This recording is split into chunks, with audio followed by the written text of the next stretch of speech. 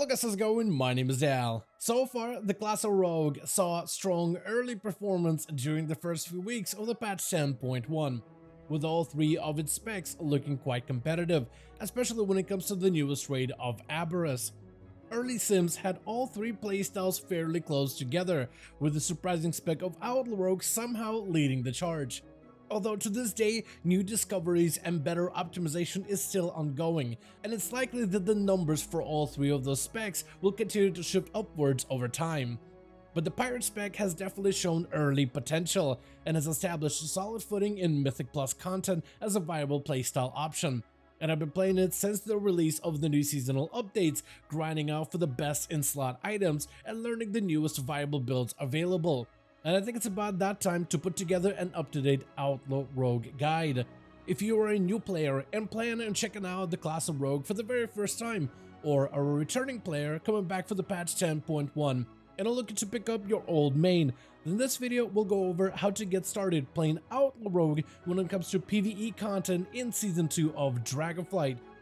But right before we get into this update guide video, most of you guys watching these videos are still not subscribed. However, the more of you are mine, the more of you do, so let's keep it going. Subscribe to the channel and ring the bell if you're watching these videos anyway, especially if you want to get more regular content regarding all of the newest Dragonflight updates and changes going forward.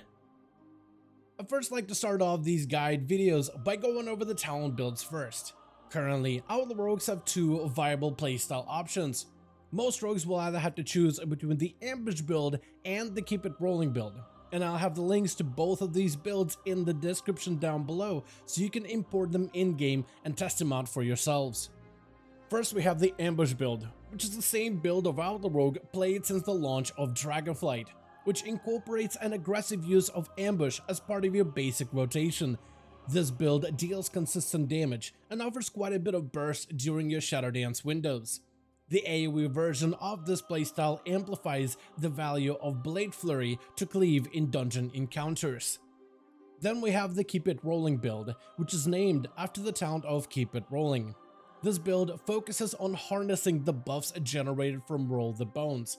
Often you'll find yourself rolling 4, 5, and even 6 buffs at a time and can prolong the duration with Keep It Rolling, which puts Outlaw in a momentary god mode for at least 30 seconds. If you enjoyed Outlaw Rogue during older expansions and don't particularly like the Dragonflight Ambush version, then you'll find this build a lot more familiar to play. The single target build can also swap out one talent point out of Seal the Fate to pick up Acrobatic Strikes, which is an awesome comfort pick in raids and doesn't lose out much on the overall output. Finally, the AoE version will also try to harness the value of Blade Flurry for cleave encounters. Next, let's go over how to optimize the gear of your Outlaw Rogue for the patch 10.1. If you're serious about maximizing your rogue, then I highly suggest using raid bot sims to help you better optimize your gear. Simcraft has an add-on which can snag all of your character's items. This means your current equipment as well as anything left sitting in your bags. Raid bots can help you compare all available items and find out which pieces may be your biggest upgrade. You can even compare and find out which items are worth upgrading using crests and flight stones, and even simulate different scenarios to find out just how much damage you should be doing against bosses, dungeon encounters, and even when simply hitting a training dummy. Although if you're looking for simple gearing advice, then this is how you should get started. When it comes to gear, Outlaw Rogue's best stat will always be agility. In most cases, if an item has more agility, it generally tends to be an upgrade, unless it sports your worst secondary stats. Your secondary stat priority is going to be versatility and critical strike. Both of these are equally close to one another, so try to keep both of these stats fairly even. Then we have mastery followed by haste. Now let's go over some of your best gear and items. When gearing through the new raid of Aberrus, your best weapon is going to be the fist weapon from Magmorax, and the dagger will go in your offhand from the boss of Sarkarath. In most cases, Outlaw Rogues will prioritize an offhand dagger when gearing, as it offers more overall damage thanks to the poison procs from your instant poison. Though your ultimate best weapons will come from dungeons. Be on the lookout for the Forge Storm found in Notharis, and the poisonous Croctusk obtained from the dungeon of Underrot. Your best raid trinkets will be the bomb dispenser from Zakarn and the beacon to the beyond from Sarkarath. When gearing through dungeons, you want to be on the lookout for the Magma Mammoth scale from Neltharas and the Harlan's loaded dice from Freehold as your best options. You should also be on the lookout for your Aberrus tier set. The 2 set bonus causes your attacks to apply a bleed to the enemy target, while the 4 set causes those bleeds to erupt at 200% damage value when using the ability of Between the Eyes, with a pistol shot also granting you additional agility. The tier set does very little to alter the Outlaw Rogue rotation and simply puts more emphasis on using Between the Eyes as often as possible. You can obtain tier set pieces by slaying Aberrus raid bosses on any difficulty, or from filling out your Great Vault with any endgame activities, which have a chance of awarding tier set items. And in just a few weeks, the Catalyst will make its return, where we can use certain items from Season 2 raids and dungeons, like helms, shoulders, chest, leg, and glove slots, and turn them into tier set equivalents. Finally, we should also mention the Onyx Amulet, a special ring added with the release of Forbidden Reach in the patch 10.07. This ring comes with 3 special gem slots, housing unique primal gems, which offer damage, healing, and defensive benefits. Currently, this item is quite competitive for all 3 specs of Rogue when it comes to Season 2 endgame content. To get this ring for yourself, you'll need to unlock the Forbidden Reach first, which most newcomers to the Dragon Isles will have to do anyway. The quest that takes you into the Forbidden Reach will start at the top of Valdrakken in the Seat of the Aspects. Afterwards, fly over to the Forbidden Reach and begin the quest Helping Hand and Claw, which will start a short quest chain that takes you into the Zakera vaults. Once you enter the vault, you'll be able to pick up the Onyx Amulet from the floor. Be sure to finish the quest that comes with the ring before you proceed further into the vaults. Afterwards, your job will be to use vault keys to open up as many doors inside of the vault. Hiding behind each door lie secrets and sometimes challenges, as well as chests which contain a variety of primal gems as well as fragments. If you ever run out of keys, you can always collect them from rares and elites found around the Forbidden Reach, or by looting various treasures found tucked away on the island. Be sure to check the LFG tab to see if there are any rare hunting parties available. And once you scour the vault for all of its gems, you'll want to be on the lookout for the Desirous Bloodstone, the Prophetic Twilight, the Storm-Infused Stone for dungeons, and the Freezing Ice for raids. All other gems can be scrapped at the blacksmith station and turned into more fragments. Near the blacksmith's station, researcher Imerith can trade you condensed magic for 10 fragments, which helps you fish for the gems that you want to use. Frost can become the Ice Stone, Nature can become the Storm-Infused, Necromantic can become the Bloodstone, and Shadow can become the Twilight Stone. And you want to keep rolling until you get the gem combo that you need. Afterwards, we'll take any of the fragments that we've collected from the vaults and 25 silken fragments commonly found on the auction house to create an unstable elementium, which most local jewel crafters can assist you with. You will need 2 elementium per gem to fully upgrade them, and you can extract these gems from the ring safely at the gem workstation near the blacksmith to empower your gems and replace them. Next, I want to go over the Outlaw Rogue playstyle and rotation for the patch 10.1. Outlaw is a fast-paced spec of Rogue, focused on managing combat buffs and cooldown reduction. The spec uses Roll the Bones to generate combat benefits, and has to make decisions on which buffs are worth keeping for the full duration and which ones are worth re-rolling. The passive of Restless Blades provides you with cooldown reduction mechanic, which affects most of your major offensive, defensive, and movement abilities. This places a high emphasis on efficiently generating and spending your combo points to get the most out of your Restless Blades passive. Finally, Outlaw Rogues don't really have a predetermined rotation. Mostly, it is a priority system of builders and spenders using combo points and energy as resources. First, let's go over the combo point builders, starting with Sinister Strike. Sinister Strike is your basic primary combo point builder. Sinister Strike has a chance to naturally strike twice, generating an additional combo point and generating stacks of opportunity. Pistol Shot is your range combo point builder. Under normal conditions, this ability isn't used often, unless we're trying to generate combo points while keeping a safe distance or simply can't reach our target with melee attacks. Once Sinister Strike procs opportunity, Pistol Shot gains additional damage and costs less energy, making it your top priority combo point generator. Most rogue builds will also run Fan the Hammer, which causes pistol shots to generate additional combo points. Rogues running the Keep It Rolling build will prioritize pistol shot procs only as long as you have 3 or less combo points. Otherwise, you default to using other builders. While ambush builds will prioritize pistol shots as long as you are under 6 combo points because of the pistol shot and ambush interaction. Ambush is our top priority combo point builder. Whenever it is active or available, it overrides all other builders under any condition, since all rogue builds currently use Count the Odds, which gives ambush highest priority. Finally, we have Ghostly Strike, which generates 1 combo point.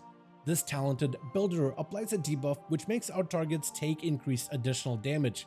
This builder becomes top priority only if the debuff is about to fall off or is removed from our current target. Next, we have our finishers, which consume our combo points. In most cases, Outlaw rogues will generate combo points until we have at least 6 before we start using our finishers. Between the Eyes is our top priority finisher. It deals damage, procs our 4-set tier set bonus, and makes our target more vulnerable to critical strikes. It has a long cooldown, but we can reduce it together with Restless Blade's passive. Next is Slice and Dice, a passive which increases our auto attack effectiveness. Slice should always be maintained at all times. Dispatch is a default finisher, which deals damage while spending our combo points. Use Dispatch while all the other finishers are either on cooldown or are already active. The ability of Roll the Bones is core to our rotation, and can provide us with buffs that can boost our critical strikes, reduce our cooldowns further, and even cause us to generate additional combo points. Learning which buffs to keep and which ones to reroll can take a bit of time to fully master, but for this guide we'll go over the simple buff priority. Roll the Bones currently has 2 low priority buffs. Those are Buried Treasure, which boosts your energy regeneration, and Grand Melee, which extends your Slice and Dice duration. Grand Melee is getting quite a bit of rework in the patch 10.1, which may improve on its value, but for now it is a low priority combat buff. When playing Keep It Rolling build, you'll want to reroll until you have 2 buffs that are not of low priority. Ambush builds will prefer Skull and Crossbones as the best buff, since it has a unique ambush interaction, and you will try to keep Skull and Crossbones buff up for as long as possible. Otherwise, you want to keep rerolling until you have 2 buffs that are not low priority. Outlaw Rogues has a variety of different cooldowns that it keeps a track of, with many of these skills available more often than one thinks, thanks to the Restless Blade's cooldown reduction. First, we have Adrenaline Rush, which we will generally keep on cooldown as often as possible. When playing Keep It Rolling, Adrenaline will generate combo points when used. Try to use this ability at 2 or less combo points when talented into. Dreadblades causes your combat abilities to generate maximum combo points. During Dreadblades, replace the ability of Pistol Shot on a lower priority, unless we're sitting at 6 stacks of Fan the Hammer. Use Dreadblades when you are at 2 or less combo points, otherwise try to use it on cooldown. Killing Spree is a skill which causes us to rush after our target, striking at them relentlessly for 2 seconds. We generally like to use Killing Spree when we are under 50 energy, outside of Adrenaline Rush windows. Blade Rush causes us to charge to our enemy while generating energy. Use Blade Rush when under 70 energy and as often as possible, although you are free to use this ability a lot more often when facing against large AoE encounters. Keep It Rolling causes you to extend the duration of your current buffs of Roll the Bones. This ability is best used after you have generated 3 high priority buffs at any time during combat. Cold Blood is an ability which causes our next strike to become a guaranteed critical strike. Generally, we use this on cooldown right before we use Dispatch Finisher. Subtlety allows us to immediately regain 100 energy and generate a large bit of mastery for 6 seconds.